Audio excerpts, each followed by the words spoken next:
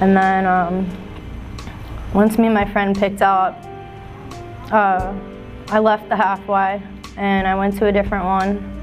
I was halfway hopping, and that night he overdosed. We were in the back of the car and we just picked up, and I got in the back of the car with him, and he did a shot, and I look over and he's like falling in my lap, and I start like shaking him, trying to wake him up. He's not waking up or anything.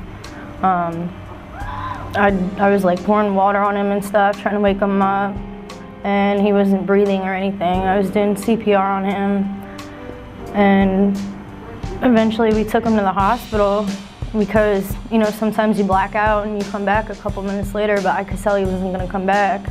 So I took him to the hospital, and they said he had a heart attack and he was in the ICU, so I stayed there with him until 5 in the morning. I went back to my new halfway, and at 7 in the morning they went to wake me up because I had to go to do intake there. So the van was coming to pick me up, so they just woke me up, and I go in the bathroom and I had my heroin from the night before. Like, I didn't do mine, so I went to do it and I didn't, and I missed, so I didn't feel it. And then I get more and I do it in the other arm, and as soon as I'm doing it, I pass out, I black out, and the last thing I remember, I'm doing it and the van just pulls up and they're honking, telling me to come out. And then the next thing I know, there's a bunch of EMTs around me, and they said that my heart stopped for 3.5 minutes. They Narcan me,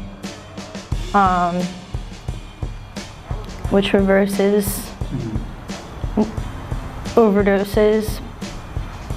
They said if the van didn't come and my halfway manager wasn't looking for me, like 30 more seconds, I would have been dead. They wouldn't have been able to bring me back. So I locked the door too. I don't know how they got in that quick. It happened to me because when I got out of the hospital later that day, I told my halfway they wanted me to go to detox, and I said no, I'm going back to my old halfway, which is the one I'm at now. And they said, all right, pack all your shit, and I left. And on the way to the halfway I'm at now, I picked up again, and I used again, and I almost overdosed again, the second time in one day. So then I got here, and I was so gone, like, they made me go to the hospital in case I overdosed that night. So I went back. Well, after being in the hospital 3 times in 2 days, I texted someone from here, one of the texts, and I said, look, I know I just left last night, but my life is already unmanageable. I don't know what to do or where to go. Can I come back? And they said yes, so that's how I came back the next day.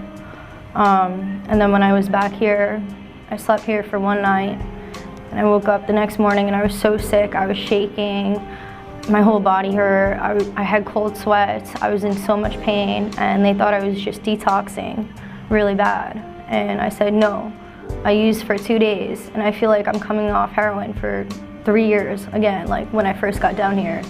So after a little bit, they brought me to the hospital, and I found out I have sepsis.